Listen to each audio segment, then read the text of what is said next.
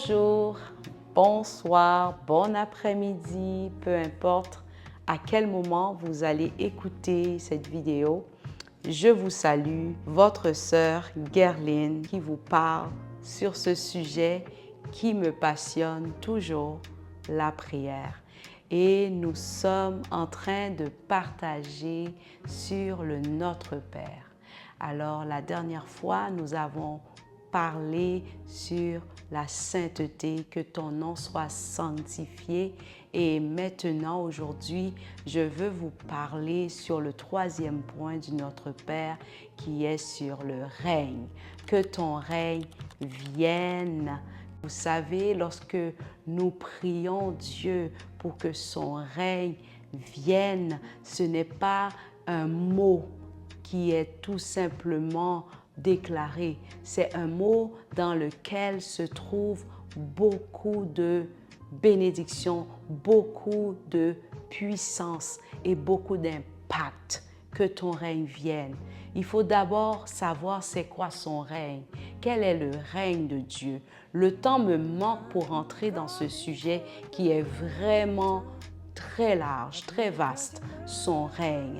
Le règne de Dieu qui est un règne de domination et de puissance. Le règne de Dieu qui comprend sa volonté. Lorsque nous disons que ton règne vienne, nous faisons appel à son royaume. À son royaume où?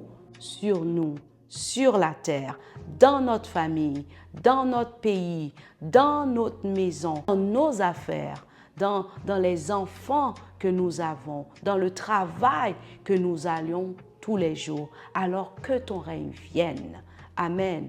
Que ton règne vienne fait aussi appel à la dimension de combat dans la prière. Car vous savez, comme enfants de Dieu, nous avons un adversaire qui lui aussi a un règne, qui lui aussi veut dominer, qui lui aussi veut s'installer. Alors, puisque nous faisons partie du royaume de Dieu, amen, donc nous devons toujours déclarer que Dieu fasse établir son règne dans notre vie, établir son règne sur la terre. Alors que ton règne vienne, c'est aussi une prière de combat pour renverser les œuvres de l'ennemi dans notre vie. Faire appel au règne de Dieu dans notre vie veut aussi dire que nous ne faisons pas partie de l'autre règne. Veut aussi dire que nous ne suivons pas les lois, les systèmes de l'autre règne. Paul va déclarer: « Je vous exhorte donc, frères, par les compassions de Dieu, à vous offrir comme un sacrifice vivant, saint et agréable à Dieu. » Alors, lorsque nous prions le règne de Dieu, nous faisons savoir à quiconque veut l'entendre que nous n'appartenons pas à nous-mêmes, nous n'appartenons pas au diable, nous appartenons au Dieu Tout-Puissant qui a fait de nous un royaume de sacrificateurs pour lui, pour le servir. Et nous dominons sur la terre par lui, à cause de son nom, car nous faisons partie de son règne.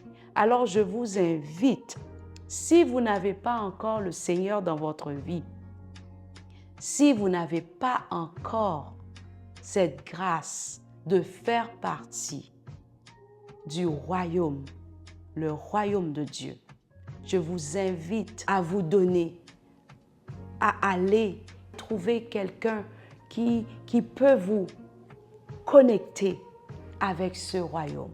Une église évangélique, bien sûr. Une église qui est bâtie sur la loi de Jésus-Christ.